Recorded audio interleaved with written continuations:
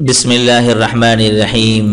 अस्सलामु अलैकुम वरहमतुल्लाहि वबरकातुहू। मुहतरम नाज़रीन व सामीन, छुपकली को मारने की सूरत में सवाब मिलने की बातें तो हम सब बचपन से ही सुनते आए हैं, लेकिन अब इसको मारने के पीछे छुपी वजह भी सामने आ गई। छुपकली आम तौर पर एक रेंगने वाला जानवर है जो आम तौर पर हम अपने घर की छतों और दीवारों पर देख सकते हैं, मगर इसके बाज़ अक़साम जहरीली ज़रूर होती हैं।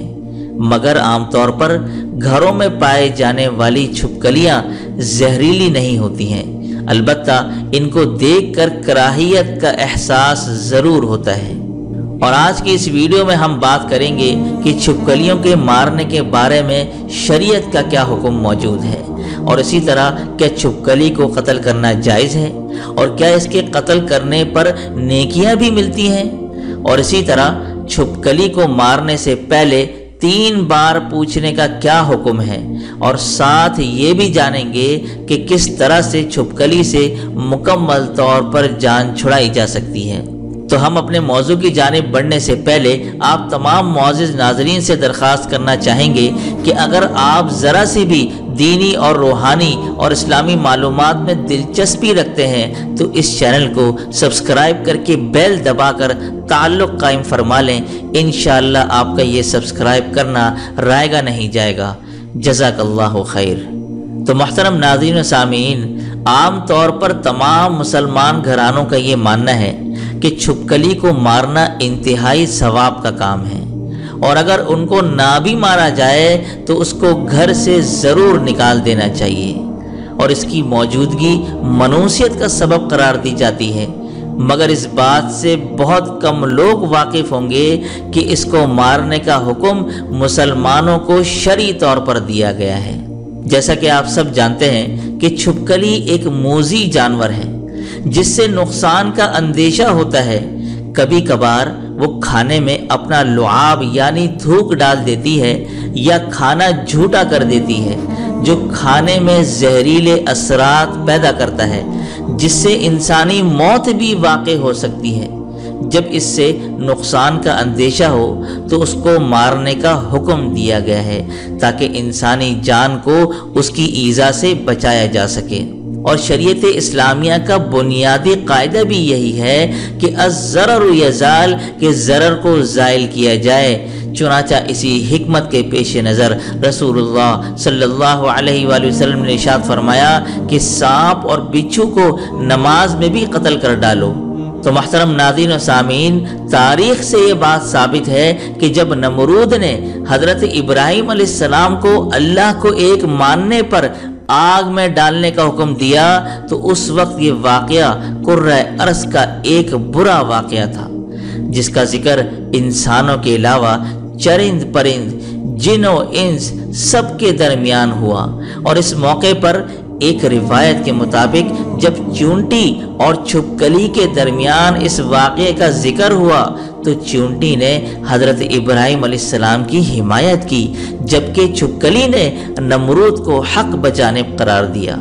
एक और रिवायत के मुताबिक जब हज़रत इब्राहीम अलैहिस्सलाम को आग में डाल दिया गया, इस मौके पर जब छोटे परिंदे भी अपने इस्तिताअत के मुताबिक अपनी चोंच में पानी भरकर उस आग में डाल रहे थे ताकि ये आग हज़रत इब्राहीम अलैहिस्सलाम के लिए ठंडी हो सके, इस मौके पर यही छुपकली थी जो कि इस आग को अपनी सांसों से मज़ीद भड़काने की कोशिश कर रही थी। अरबी ज़बान से वाक़फ़ियत रखने वाले जानते होंगे कि अरबी ज़बान में छुपकली को वज़ग़ कहा जाता है, और इसी हवाले से हमारे प्यारे नबी सल्लल्लाहु अलैहि वसल्लम का फरमान भी मौजूद है कि अल्लाह के रसूल सल्लल्लाहु अलैहि वसल्लम ने वज़ग़ को कत्ल करने का हुक्म दिया और फरमाया कि ये हज़रत इब्राहीम अलैहिस्सलाम के लिए जलाई आग में फूंके मारती थी। और एक और जगह इरशाद मौजूद है कि अल्लाह के नबी सल्लल्लाहु अलैहि वसल्लम ने वज़ग़ को कत्ल करने का हुक्म दिया और इसे फासिक भी करार दिया। तो मुहतरम नाज़रीन व सामीन, हमें ये बात तो मालूम चल गई कि छुपकली को मारना और कत्ल करना तो जायज़ है, مگر کیا اس کے قتل کرنے پر نیکیاں بھی ملتی ہیں؟ تو اس کا بھی ثبوت ہمیں احادیث رسول صلی اللہ علیہ وسلم سے ملتا ہے۔ چنانچہ حضرت عبداللہ بن مسعود رضی اللہ تعالیٰ عنہ روایت کرتے ہیں کہ رسول اللہ صلی اللہ علیہ وآلہ وسلم نے فرمایا کہ جس نے سانپ مارا اس کے لیے 7 نیکیاں ہیں، اور جس نے چھپکلی کو مارا اس کے لیے 1 نیکی ہے۔ اور اسی طرح ایک اور روایت ہے کہ ام شریک رضی اللہ تعالیٰ عنہ بیان کرتی ہیں کہ نبی کریم صلی اللہ علیہ وآلہ وسلم سے چھپکلیوں کے بارے میں جب پوچھا گیا تو نبی صلی اللہ علیہ وآلہ وسلم نے انہیں چھپکلیاں قتل کرنے کا حکم دیا۔ اور اسی طرح نبی صلی اللہ علیہ وسلم نے فرمایا کہ جس نے چھپکلی کو پہلی ضرب میں قتل کیا تو اسے اتنی نیکیاں ملیں گی، اور جس نے دوسری ضرب میں قتل کیا تو اس کو اتنی نیکیاں پہلے سے کم ملیں گی، اور اگر اس نے تیسری ضرب میں قتل کیا تو اس کو اتنی نیکیاں دوسری سے کم ملیں گی۔ تو امام نووی رحمۃ اللہ علیہ نے اس حوالے سے لکھا ہے کہ اس کو پہلی چوٹ میں مارنے کا ثواب اس لیے زیادہ رکھا ہے تاکہ لوگ اس کو مارنے میں پہل کریں اور مذکورہ نیکیاں حاصل کر سکیں۔ اور اسی طرح ایک اور حکمت یہ ہے کہ پہلی چوٹ میں مارنے سے زیادہ نیکیوں کی وجہ یہ بھی ہو سکتی ہے کہ اس کو زیادہ تکلیف نہ ہو، مطلب تڑپا کر اس کو قتل نہ کیا جائے، بھلے وہ موذی جانور ہے مگر پھر بھی آقا رحمت صلی اللہ علیہ وآلہ وسلم نے اس کو زیادہ تکلیف سے بچانے کے لیے پہلی چوٹ میں مارنے کو فضیلت دی ہے۔ چھپکلی کو مارنے کی جو حکمت ہے وہ اس کا فاسق اور موذی ہونا ہے، یعنی ایذا دینے والی مخلوق ہے، اور ایذا دینے والی مخلوق کو ہلاک کرنے کا اسلام حکم دیتا ہے تاکہ نوع انسانی کو اس کی ایذا سے بچایا جا سکے۔ کتنے ہی ایسے واقعات سننے اور اخبارات میں پڑھنے کو ملتے ہیں کہ چھپکلی کھانے یا پینے کی کسی چیز میں گر گئی اور اس کے زہریلے پن سے اہل خانہ کی موت واقع ہو گئی۔ اور اللہ کے رسول صلی اللہ علیہ وآلہ وسلم نے ایک اور روایت میں بتلا دیا ہے کہ یہ حضرت ابراہیم علیہ السلام کی آنکھ کو پھونکیں مارتی تھی، تو اس روایت میں چھپکلی کی فطرت کی طرف اشارہ کر دیا۔ جیسا کہ سانپ اور بچھو کی فطرت ڈنگ مارنا ہے، پس چھپکلی کی فطرت اہل ایمان کی عداوت اور ان کے ساتھ بغض کا اظہار ہے، مگر قتل کرنے کی جو اصل وجہ ہے اس کا انسان کو نقصان پہنچانا ہی سمجھا جاتا ہے۔ اب اسی طرح بہت سے لوگوں میں یہ بات بھی پھیل گئی ہے کہ چھپکلی کو مارنے کے بعد غسل کیا جائے، تو اس حوالے سے کوئی بھی روایت یا حکم کتابوں میں مذکور نہیں ہے، اور غالب گمان بھی یہ ہے کہ یہ بات اغلاط العوام یعنی کہ افواہوں میں سے ہے جس کا بظاہر شریعت میں کوئی ثبوت نہیں ملتا۔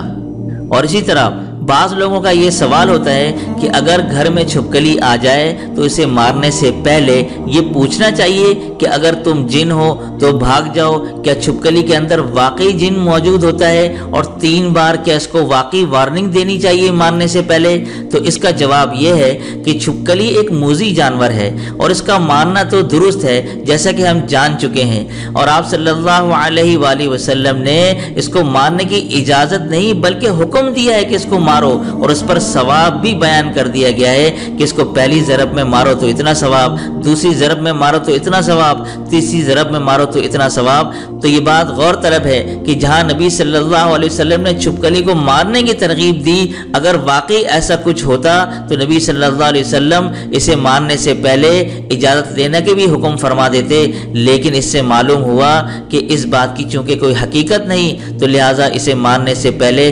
اجازت کا حکم بھی نہیں ملتا۔ اور ہم آخر میں بات کریں گے کہ چھپکلی کو گھر سے کیسے بھگایا جائے۔ یوں تو انٹرنیٹ پہ آپ کو بہت سارے طریقے اور ٹوٹکے مل جائیں گے، لیکن جو ایک آزمودہ ٹوٹکا ہے وہ ذرا آپ حضرات نوٹ فرما لیں۔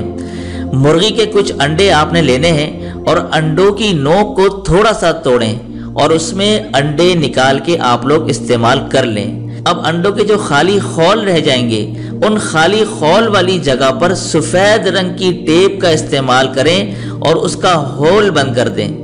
اور وہاں 6 انچ کا دھاگا باندھ لیں۔ اب جس گھر کے کمروں میں جس جگہ سے چھپکلیاں آتی ہیں وہاں وہ انڈے چھت پر بھی ٹیپ کے ساتھ باندھ کے لٹکا دیں۔ انشاءاللہ آپ کے گھر سے چھپکلیاں بھاگ جائیں گی۔ اور کئی حضرات کا یہ آزمودہ ٹوٹکا ہے، آپ بھی اسے آزما کے دیکھیے گا، انشاءاللہ پازیٹیو آپ کو رزلٹ ملے گا۔ اور اسی کے ساتھ ہم دعا گو ہیں کہ اگر اس ویڈیو میں بیان کی گئی باتوں میں کوئی بھول چوک اور غلطی ہو گئی ہو تو اللہ تبارک و تعالی اپنی بے پناہ رحمت کے سبب ہمیں معاف فرمائے، آمین ثم آمین، وآخر دعوانا ان الحمد للہ رب العالمین۔